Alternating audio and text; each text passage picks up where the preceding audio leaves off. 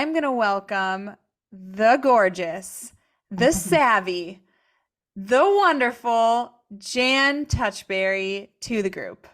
Woohoo! Hello, hello. So glad to be here. Yay! So here's the deal, Jan. Okay, Um, tell me the deal, Melissa. so I'm actually just gonna start the podcast because I usually give the introduction to the group, and then I'm like, man, that introduction was better to the group than it was on the podcast. So I'm just gonna introduce you, and we're gonna start the show, and then after we're gonna do, we're gonna do it. But Lydia, sending you a big hug. She's at the bottom of the barrel today, but still showing up. 10 out of 10 to you.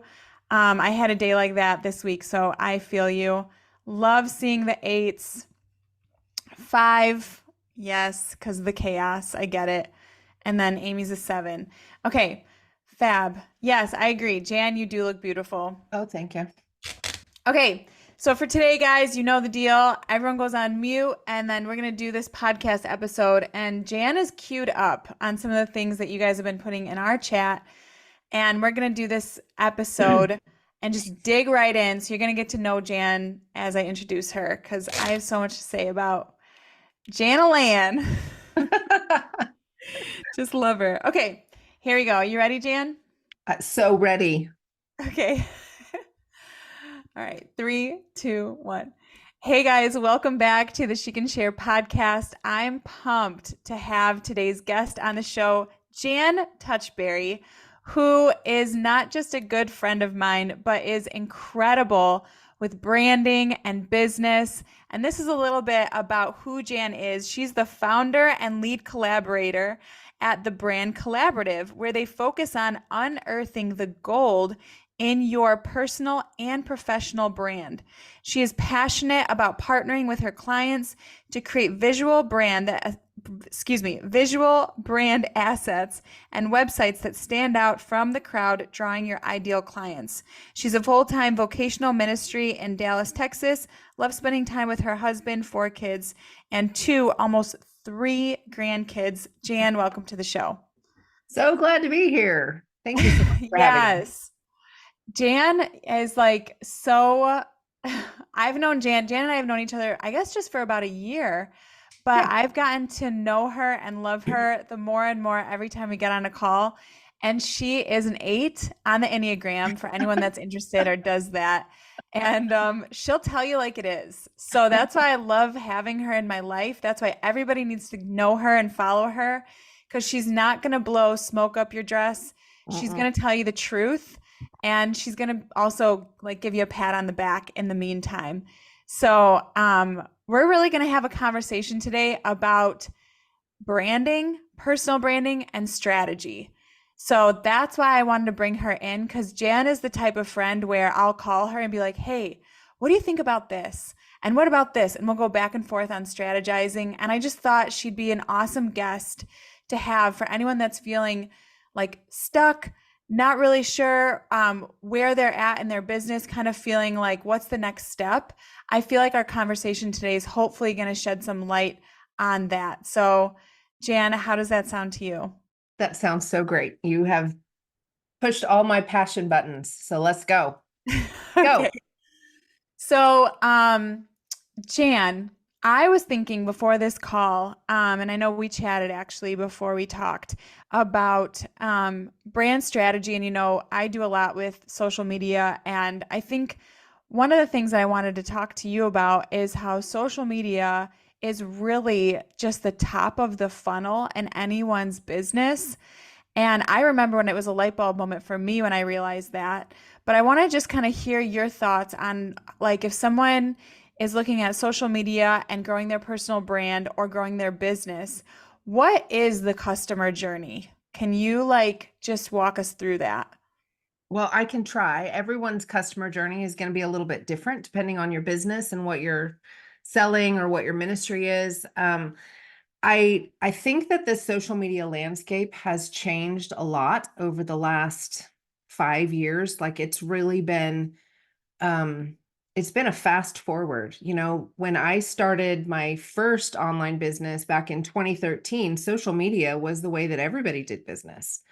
And it was not only top of the funnel, but it was the funnel. Mm, That's it. It was the funnel. You come into social media, you buy from social media. But I think over the last, especially 5 years, we're seeing the social media landscape change. I think more and more people are you're hearing social media burnout, that term, a lot. mm, I know that I have been in that space, and it's a little terrifying as someone who runs their business in the online space, thinking, oh my gosh, I've got this beast called social media that is taking up so much of my time, and I'm not really getting the return on investment that I did 5 years ago or even 12 months ago. And do I still keep pouring all my time and efforts and energy into this thing? And what happens if it's not working? And I think that's where we get into trouble, because people don't realize that it's not just the funnel anymore. It mhm, literally is just the top. And if you don't have anything to pull them through underneath that, you are in trouble. mm. So I'm curious if you have any thoughts on that word vomit. Yeah, no, that's good, It's Jan. just a And lot. I think it's great. I think that like understanding where you've come from, and can you share a little bit about that too for people that don't Oh, talk to you sure. every other day? Yeah. Oh, Because you've yes. been, yeah, Jan has been in the online space for a very long time, and she does online ministry with her church, which is incredible. So yeah, tell us a little bit about what you've noticed as far as like those changes. Sure, sure. So I started online ministry in 2010 when it wasn't cool, like no one was doing it. And so I've been in the online space. I've always been an early adopter. And so this thing called the internet was very intriguing to me. And, all of I'm old, y'all. I'm old. And so all of the old school things were like so cool. And you just had to have, AOL instant messenger and all the things, right? And so that morphed into what I call an accidental business. I started in a network marketing company, and really social media was just kind of birthing and getting started. And it was a great place to sell. It was fantastic. And so building a business in the online space was so intriguing to me, because I didn't have that when I was a mom of young kids.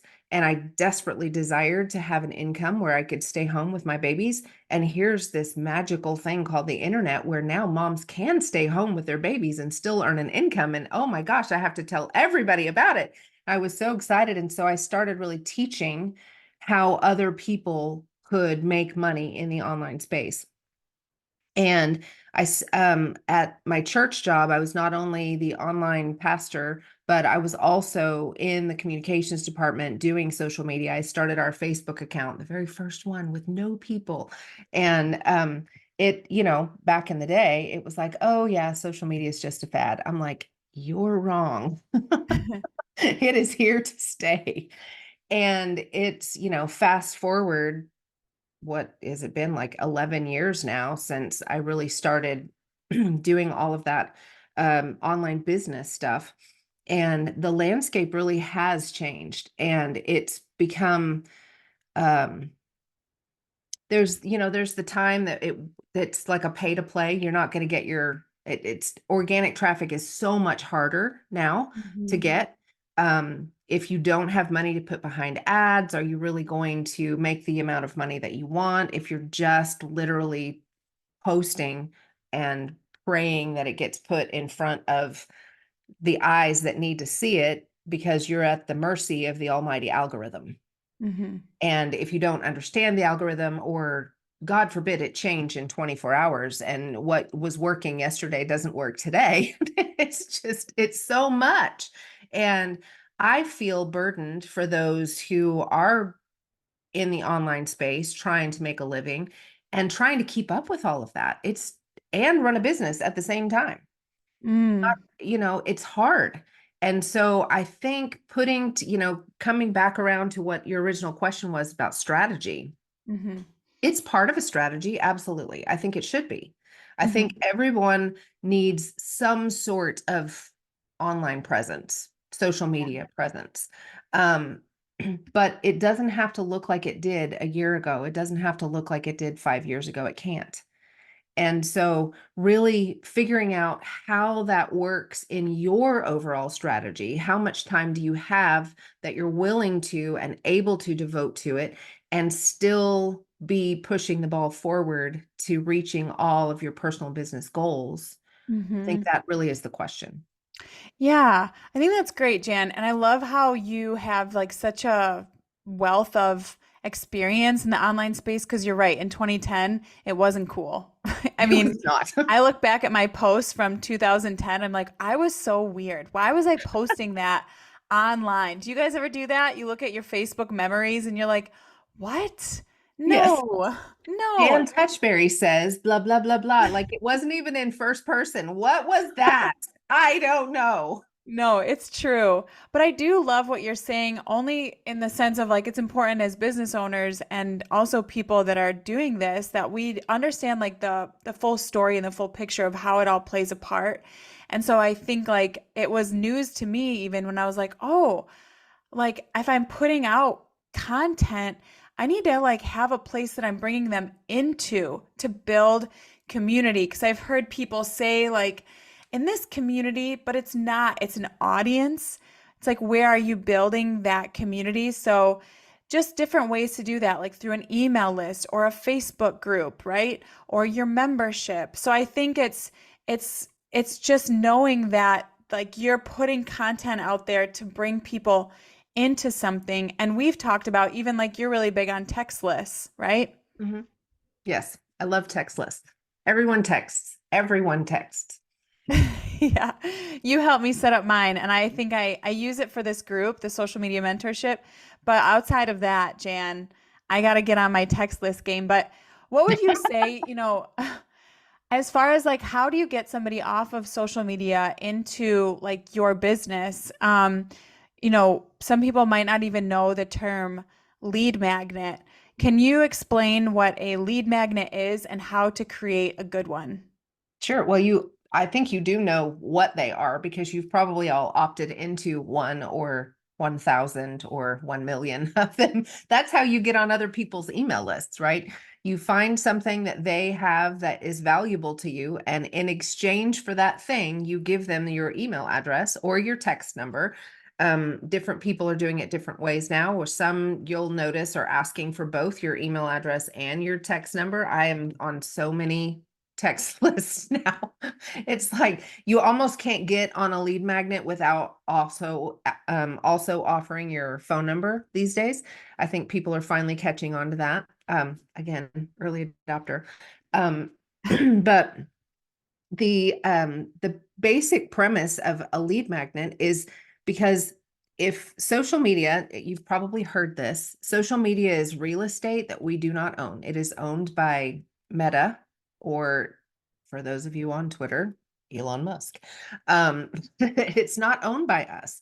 And as evidence, just when was it, like 2 or 3 weeks ago, that everybody was locked out of Facebook? And you're like, oh no, now what? I have zero access to all of the people that I am trying to pitch my stuff to. I can't get a hold of them because Mm. it's poofed. It's in the interwebs and I can't get to it. And that is not a solid business plan. You can't run a business with leads that you don't have control over. So you have to have a way, i.e., lead magnet, to get them from the space that you don't own to the space that you do own, which is some sort of a list, email or text list. Hmm. Yeah. And I think one of the challenges that I know people struggle with, and that's good, Jan, is like how do you know what's a good lead magnet? How do you know I mean, do you have any like processes or things that you think of? I know it's like think of something that's valuable that someone else would want, but I think for ourselves it's hard sometimes to know what would be valuable for somebody else. So Sure. do you have a process that you take people on or that you think through to help kind of unearth that? Well, so this is it's gonna sound pretty nebulous because it's not like a step one, step two, step three. It really is having a conversation with the people that are my clients. I find out what they're passionate about. And one of the ways that the Lord has gifted me is that I see in people ways that they can make money. I just see it. I know it sounds a little weird and a little mystical, but if I talk to you for 5 minutes, I will have at least two or three new ways for you to monetize your business or your offer, because that's just the way my brain works. And so lead magnets are just the top level of ways that you can get people in your funnel to make money. And so if I like Melissa, you have so many things that you're offering that could become a lead magnet. I Mhm. could probably talk to you for 5 minutes and come up with five new lead magnets for you. And so it's not, we're so close to our own genius that we can't see the value to other people. And so when you have someone like Melissa, who is your resource in this mentorship program, you can talk to her and she's going to be able to look at your genius and say, this, and this, super valuable. Let's figure out how to create a really quick 5-step, you know, checklist, or I know that with Michelle, we've got some scripture stuff that we're working on for a lead magnet for her. I have a scripture lead magnet. I have, if you have a process that you take people through in your business, you can take a subset of that process and create like a teaser almost. If you have a 10-step process that you take people through for whatever it is, give them the first three in your Yeah. lead magnet. Whet their appetite, say, hey, get the first three, XYZ, whatever it is. And then at the end of your lead magnet, there's the next step, right? If you like this and you want the other seven, click here. It takes them to whatever the next step in your funnel is. Yeah, that's so good. It could be like a video, it could be a PDF, it could be a checklist, it could be an ebook. I know I've seen some people that have a book and they'll just do the very first chapter of their Yeah, book as the lead absolutely. magnet. Yeah, so you're just totally not reinventing the wheel. You are just using what you have Yep. and giving what you got. That's exactly right. And I think that the important thing is not to overthink it. This is not something that has to be super hard for you. It actually, I mean, if you guys use Canva, there are so many lead magnet templates in Canva. So if you're not one of those people who just generate ideas, like that's not me. I am not an idea generator. And so I can go in Canva and type what I'm searching for, and poof, there's 100 different templates that I can use. And I just find one that looks pleasing to my eye, because really your ideal client is a earlier version of you, usually. Yeah. And so you find something that would be, sorry for the terminology, clickbait to you, you would click on it and then just customize that. And so, there's so many easy ways to start just using those templates. Yeah, I love that. That's so good.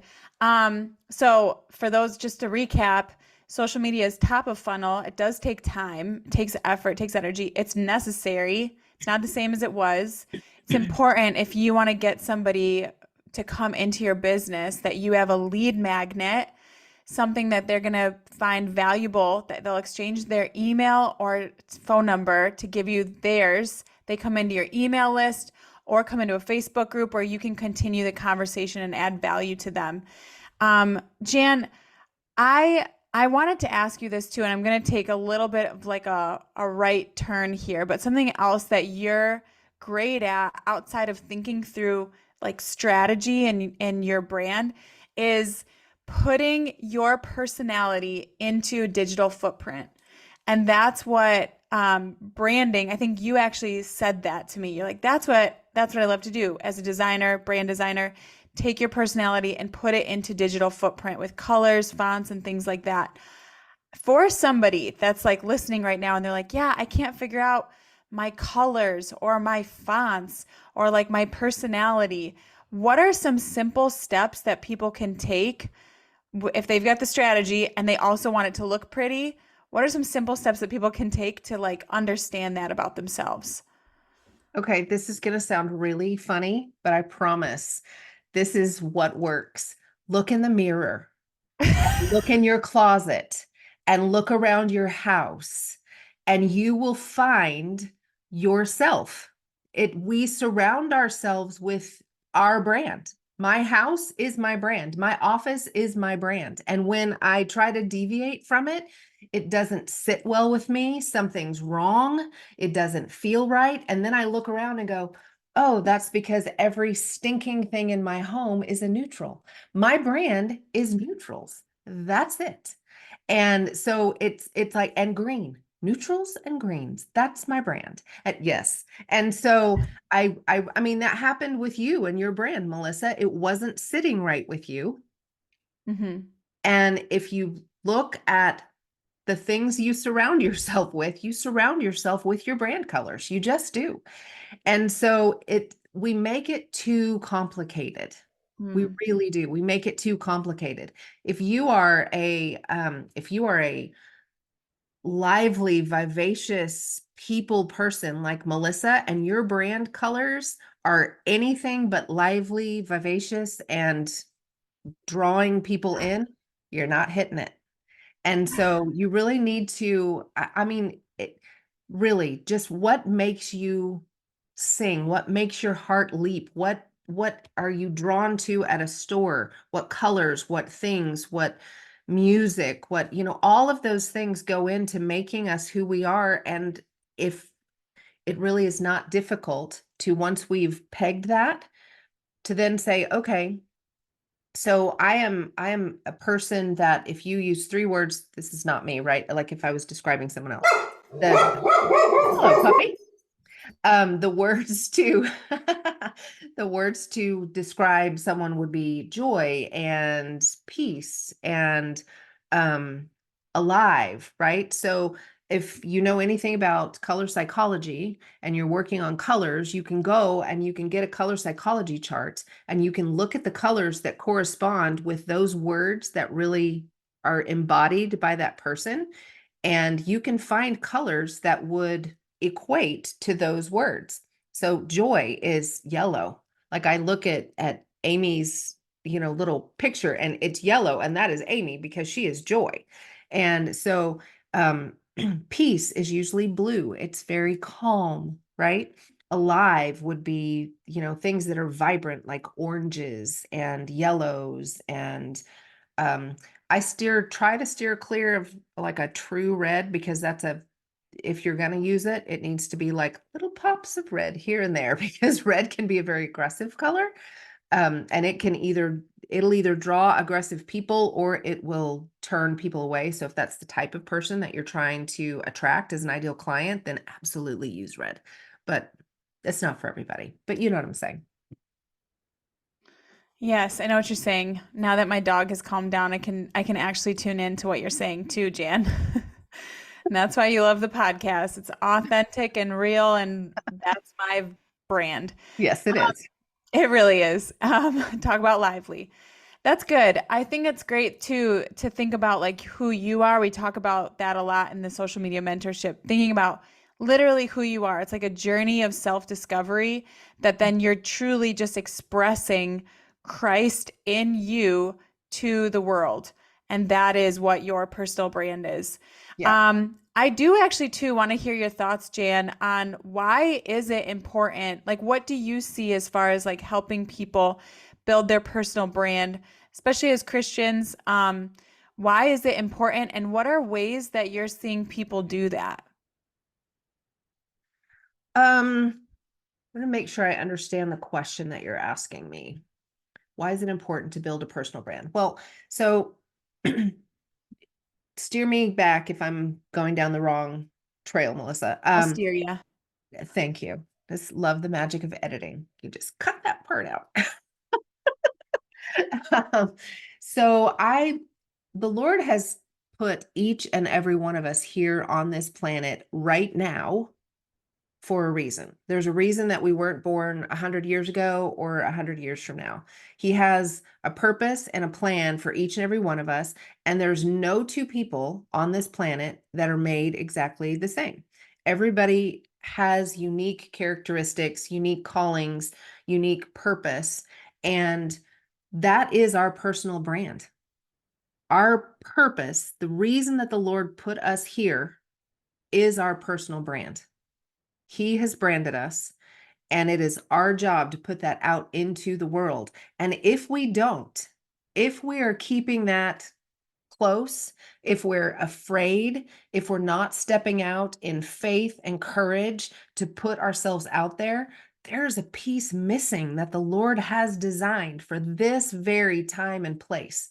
And there's somebody who needs what you have that's not going to get it because they can't get it exactly the way that the Lord has planted it in you.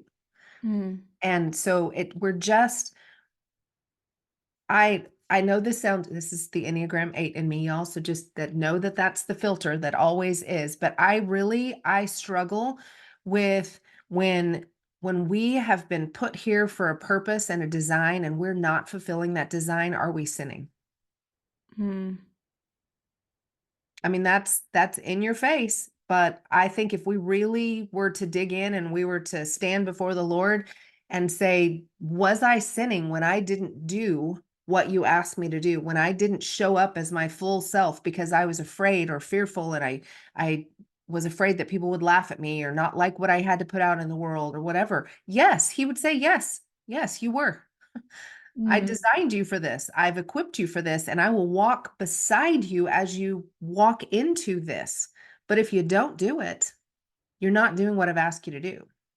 Yeah, that's really good, Jan. And that's really convicting too, because I think sometimes we want to like use fear as an excuse, like, well, I'm just afraid, or like Jesus almost just like has, which he does have mercy and compassion for us, obviously. But at the end of the day, if we're designed for it and we're made for it, and God calls us to step out and make disciples of all nations, and we're choosing fear, then I think that's where what you're saying has a lot of validity. Yeah. Yeah. That's so good, Jan. What do you see are ways that people are building their personal brand? If it's not through social media, what do you think are ways that people can do that? Well, so that's a really good question. I feel like social media gets everything gets lumped into the social media category, but there are things that are probably put into that category as kind of um, incorrect little blocks that don't really belong in the social media category. I think that YouTube is one of those. It's not a social media platform, it's a search engine. Pinterest, also not social media, also a search engine. And I think for people who um, have, well, let me just use this example. So, social media, your stuff lives for minutes, seconds in somebody's feed. If you're really lucky and you're really good, maybe your stuff catches some algorithm and it can, be viral for a couple of days. I don't know, Melissa, what your longest content has really caught attention, but probably not super long, right? Mm. Um, Whereas there are some other platforms like Pinterest and YouTube, podcasting is huge. It's definitely on the rise.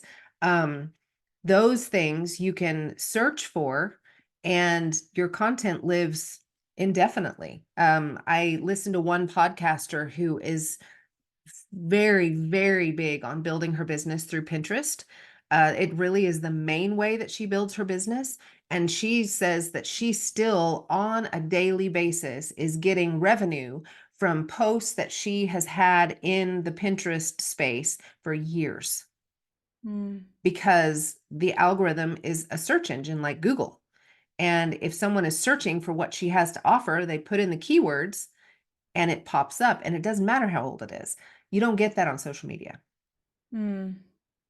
Yeah, that's really good, Jan. So you're saying just diversifying the platform and really picking the Yep. platform that's really going to achieve whatever goal it is that you really want. Yep. Where are you doubling down in 2024? Oh, podcast for sure. 100% podcast. Tell us why. Well, for starters, because I was disobedient for all of 2023 when I knew that I was supposed to have started a podcast and I didn't do it. And a lot of that was fear holding me back, and you know, negative self-talk got in the, nobody needs to hear what I have to say. Nobody wants to hear what I have to say. No one's going to listen, blah, blah, blah. And, the Lord just really yanked me around and said, look, I told you to do this, and it's not up to you to put it in front of the right people. It's up to me to put it in front of the right people. So please let me do my job. But Yeah. I can't do my job if you're not doing your job.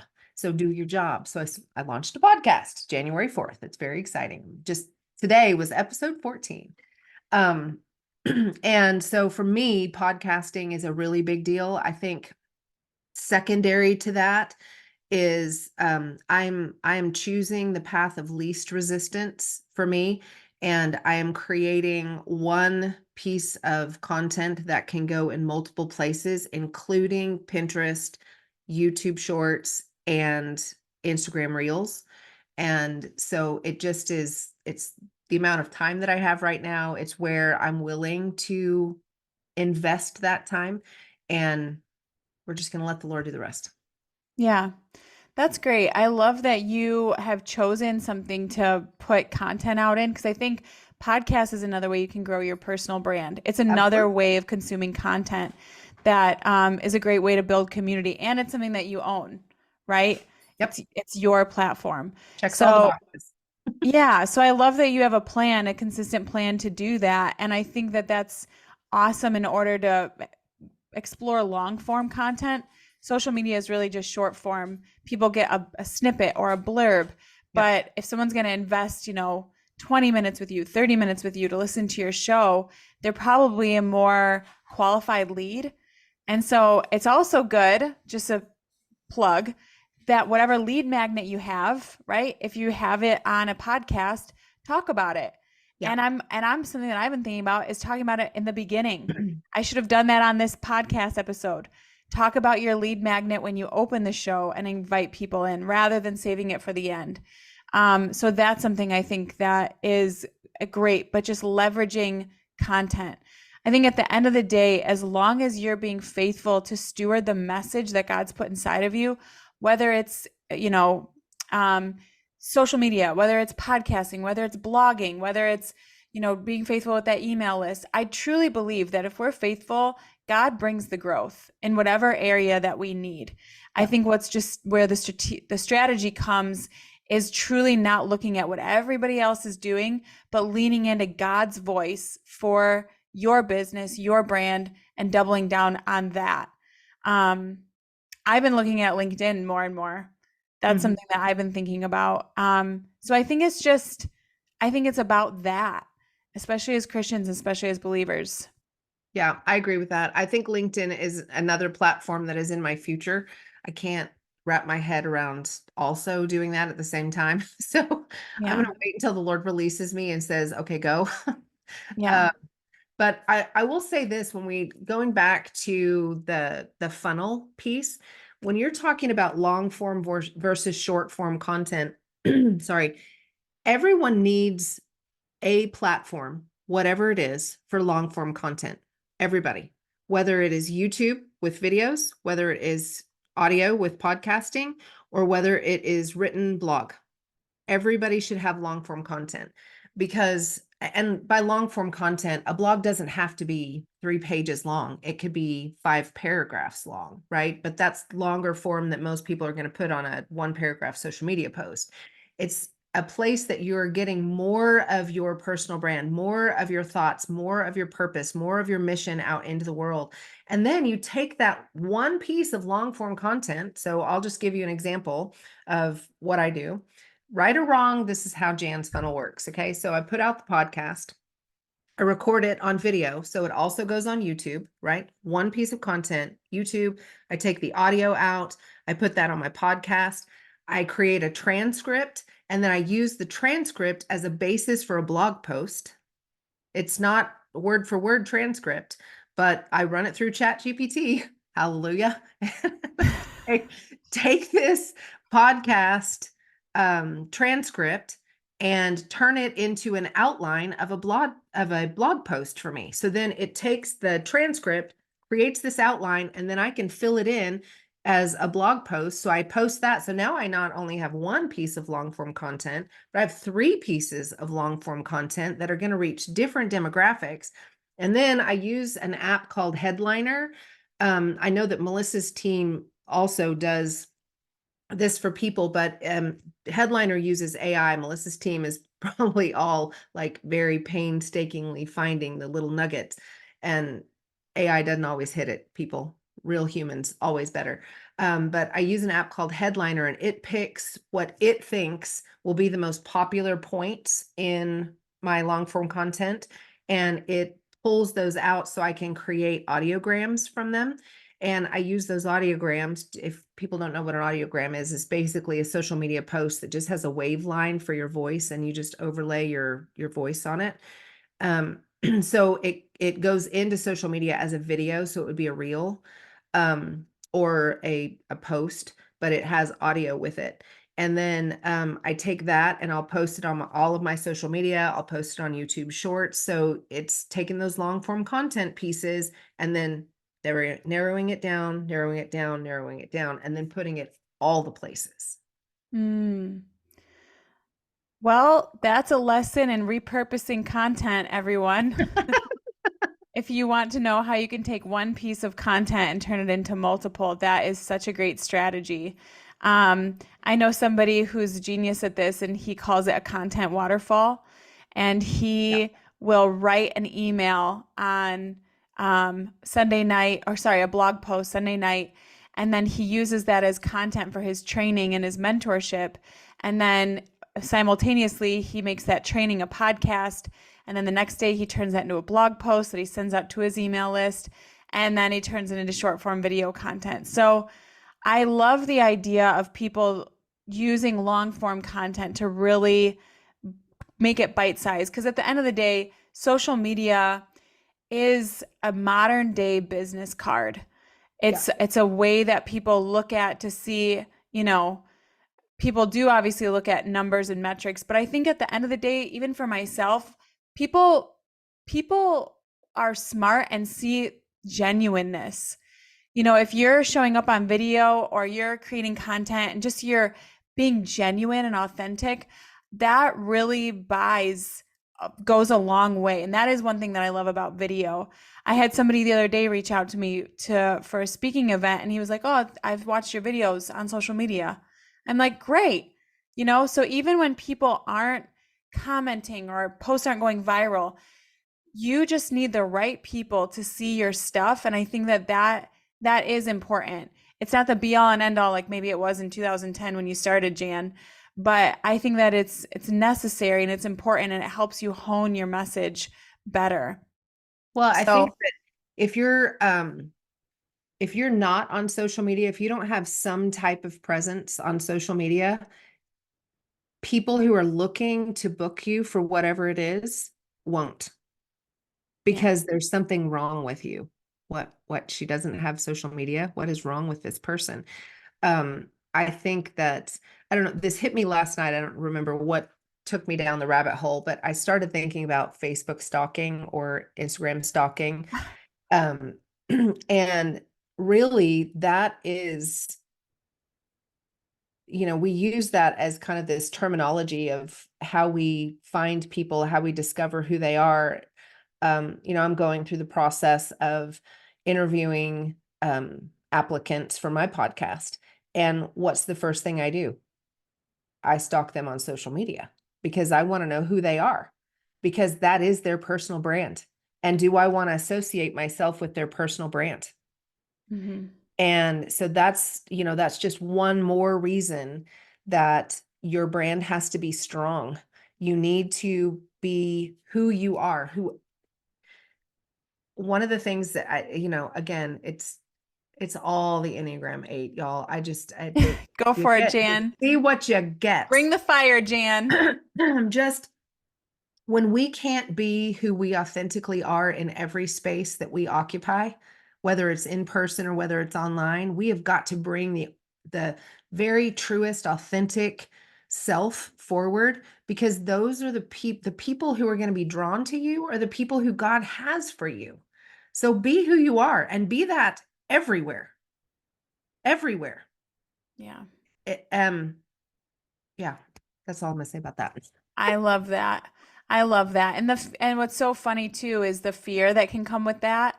Of like, what are people going to think if I post this? You think of that random uncle that's going to say something to you at the next family gathering. Like everybody has that in the back of their head, but I think that's where something that we say too is thinking about that person on the other side of the screen, yourself 5 years ago, right? Who are you trying to show up for, and what's your content doing as far as setting that person free?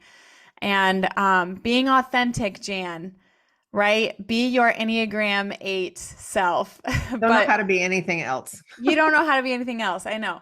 It's great. I love it. That's why I love you. But, authentically being yourself. And I think that even thinking of social media, um, we've talked about this a lot in this group in the mentorship of what does it look like to really be vulnerable and really be authentic. I did a podcast yesterday with the Girls Gone Holy show, and after I was like, I don't think I should post that. I think I showed up a little too vulnerable. And they were like, "You were just saying." You were just saying be more vulnerable. So it's when you feel like you put your guts out on the table and people can assess it. That's probably when you feel like you've shared. But I think that's what people are looking for too with social media and a strong brand is just being yourself. Well, I think that when one of the things that helps me is what's the worst that can happen? If you Mm, put yourself out there, if you're vulnerable, if you're doing what you like, don't get me wrong. We should have filters. We should have a gut check, right? If something is questionable, because as much as we try to be like Jesus all the time, sometimes the enemy takes over.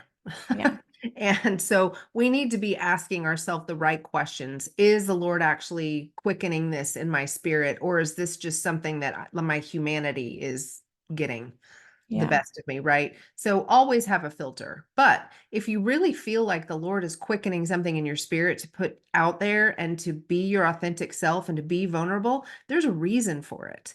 There mm, is someone who needs what you're experiencing. And again, the question, what's the worst that can happen? So yeah, Uncle Joe sees it and makes a comment at Thanksgiving dinner in a few months. So what? right. So good, Jan. So what? One of the things I know you're great at is websites, web design. So if anyone needs a website, Jan is the person to contact. But how can people find you, Jan? How can they get connected to you? Social media. In most places, it's just at Jan Touchberry. Touchberry, just like touch and berry, one word. And then my website is currently jantouchberry.com. I'm working on the new brand collaborative big reveal of the new website that's not quite ready yet because I'm too busy with everybody else.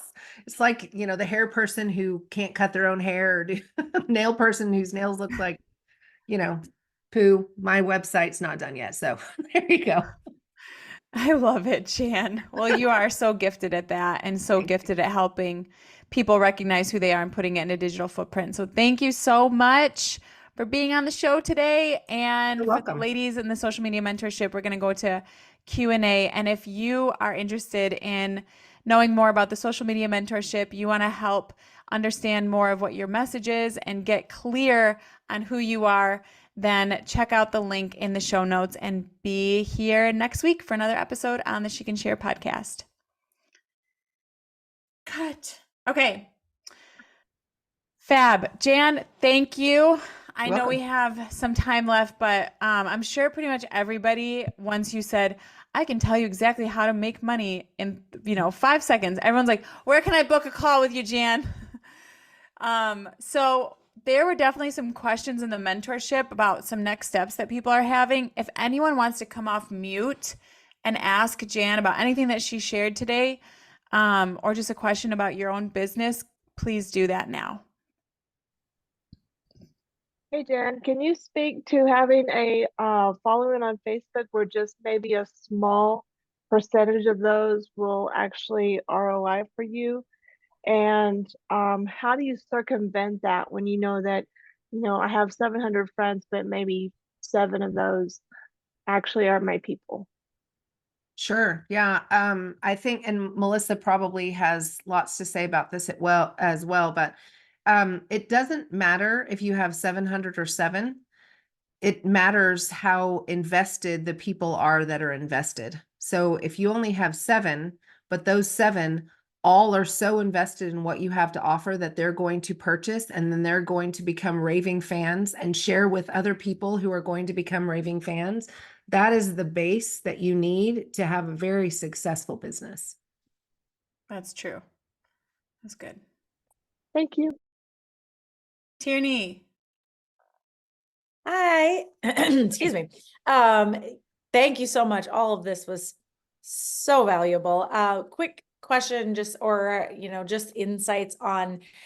I have from the very beginning of launching community and podcasts and everything, kept like Tierney Sherrill and Live Bold Movement, the community separate, and I'm really feeling a tug to maybe stop doing it separately and keep it all under my name. Mhm. And so like I now have a website, and it's like managing 2 separate things. And I just want to, if you have any insights on like thinking, should everything be under just me as the personal brand and the community as an aspect of it, or is it important to keep that community separate under its Yeah. own account and its own website and other things? Yeah, so without knowing in depth what you do and what your business is, first of all, I love the name Live Bold Movement. That's, anything with bold. My word of the year is roar. So, just bring it on. Anyway, so I feel like just knowing nothing almost. My gut would say that you're thinking the right way, that everything needs to be under your name, and then the Live Bold Movement is just a piece of it. It's a community that's within your ecosphere. Um, the this is, obviously there's no rule of thumb. It's a case by case basis. But if I had to, if somebody said, okay, tell me how you would diversify the two, or when you would diversify the two.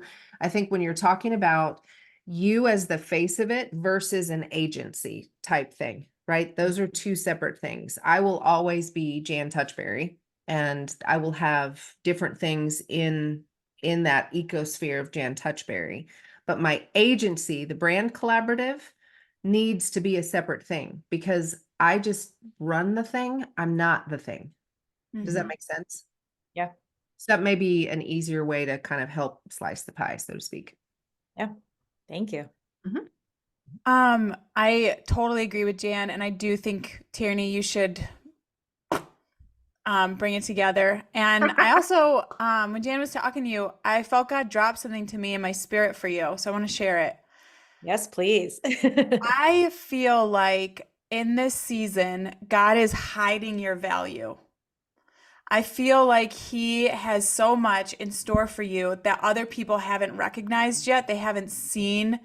I don't think they've seen the real you. You know that song, um, well, the real Slim Shady, please stand up.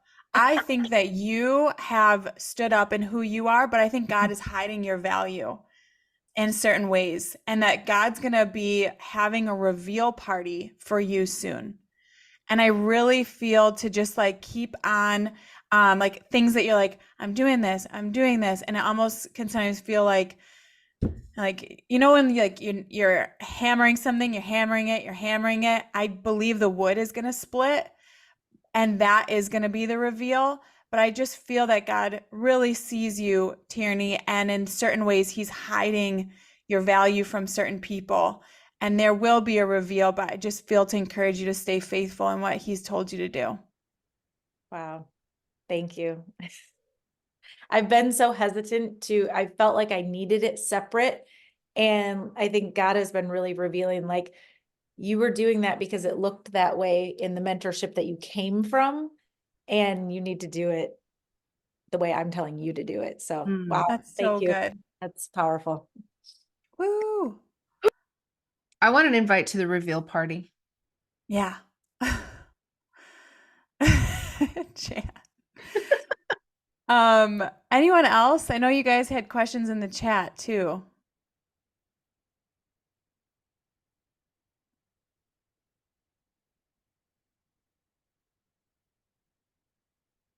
Nobody. Oh So no, I'll just say, before I'm having my floors worked on and it is chaos upstairs.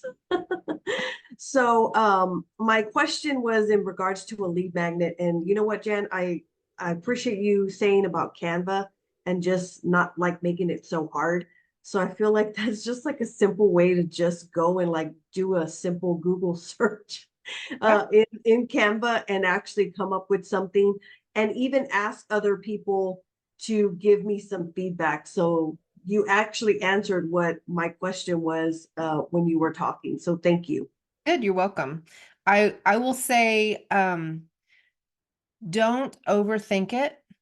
Your your best lead magnets are going to be content that people constantly are asking you for. If you're getting people saying, "Hey, can I have a second?" or "Hey, I have a question about this," they already know that you're the go-to person for that. So give them that. Mm.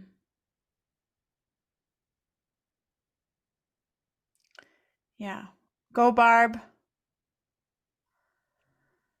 Okay, so um, I love what you said about like taking the long content and like using it for multiple things because that's what's been going on in my brain lately. I'm like, why am I making all these like teeny tiny short little videos? I've got so much to say, and then when I go to make the video, I'm like, how do I say that in 20 seconds? I don't know. Anyways, I know I'm Always not my ready. problem. I'm not ready for a website yet, but when I start to get to that point, give me some rough numbers. What am I gonna need to like come up with, monetarily to be able to do a website?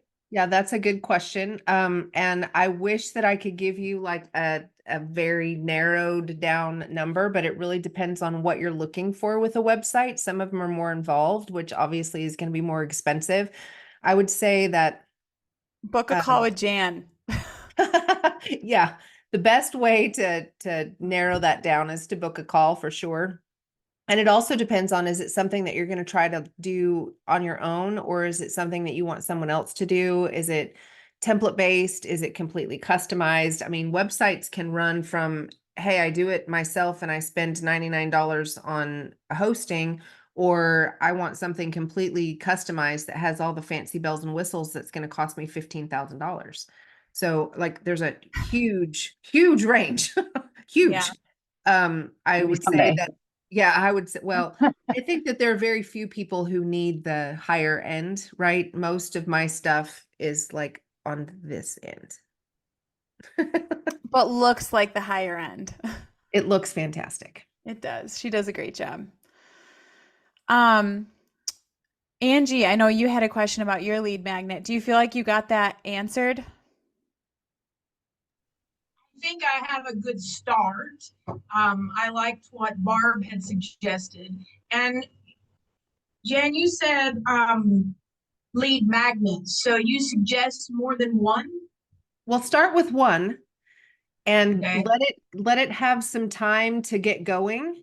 But I think you can have multiple lead magnets that work in conjunction with different offers that you have. You may have one that you would give as a lead magnet if you were a guest on a podcast that would be different than the one that you have in your link tree on social media. And so they serve different purposes. You don't have to have 20. That's too many. Start with one, Okay. get it working. And then if there's a reason to branch out and add a second one, then be wise and add a second one. Thank you. So good. Any other thoughts or questions for Jan?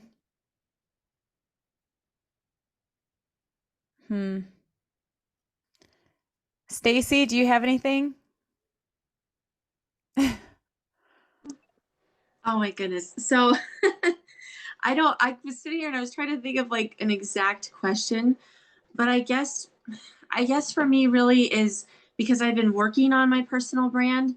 Um, And I don't know, I loved what Jan said about like your home and like your closet, and those things reflect like who you are, right?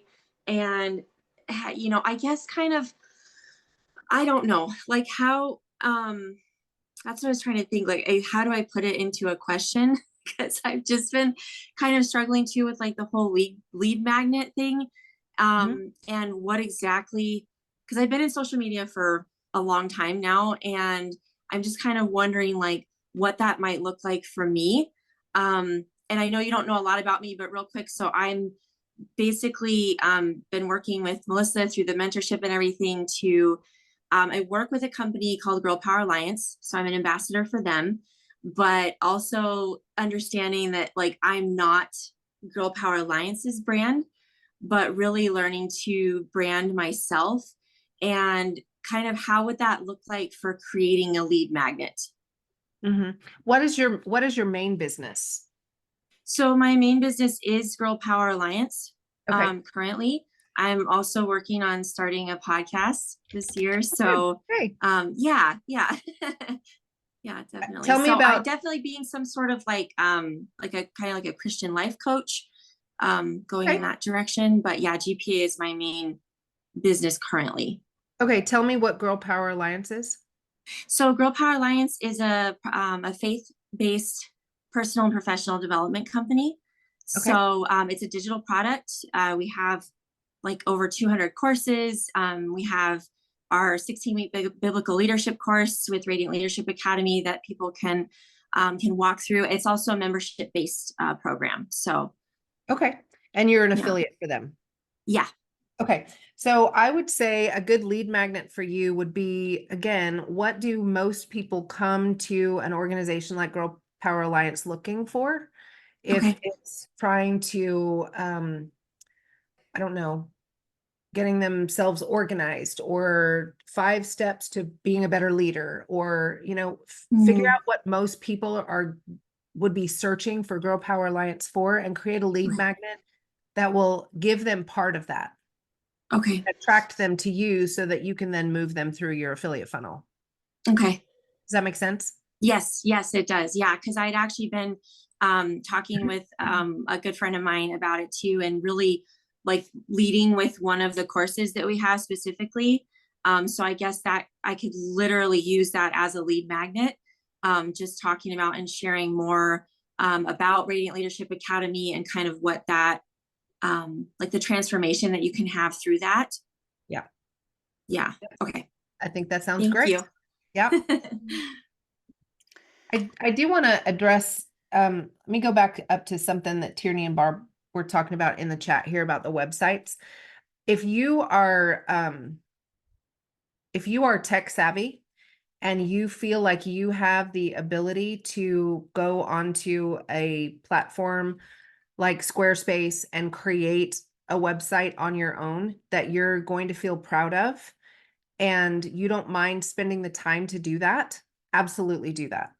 Where I feel like people get stuck is that something that should, I'll just use this as an example. So a website that I can put together in 2 weeks may take you 3 months and not look as good, or put your brand out there as I always say that you need to be proud of every piece of digital content that represents your brand. And so if you feel confident that you can use a tool like Squarespace, or I mean, Canva has websites, things like that, that you're spending your time, energy, and money, and it's going to be well spent in doing something like that, then absolutely do it. What I find is that people do that, and many times they look at the end product and they're not satisfied with it. They're not happy with it. They're not proud of it. And they end up coming to me anyway, because it's not your jam. That's not what God's calling you to do. And so I think, if you feel called to start in that way, absolutely do that. Does everyone even need a full-blown website when they're first starting? No, you don't.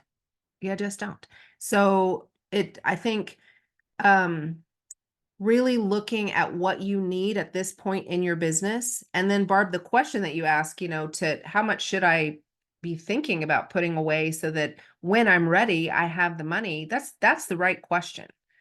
And so that you can be starting to budget and not spending 50 hours creating a website that you don't need, that you're not going to be proud of, that is too early in the process, when you could be really spending your time, energy, and money building your business that God has called you to build.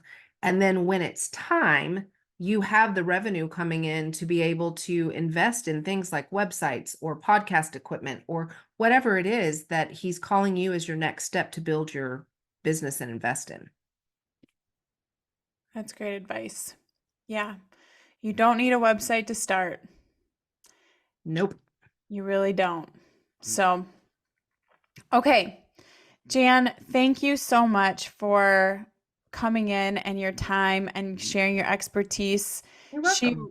She really is incredible with website lead generation, and if you need a text list, she's good at that too. So Also doing contact- podcast management now. Oh, Jan, I didn't know this. It's relatively new. I could tell. That's great. Well, if you need that, Jan's going to be your girl for that. So, guys, thank you so much. And next week, we'll be having a training. So, I will see all of you next week. Thanks for having me. It was nice to meet you guys. Thank you. Bye.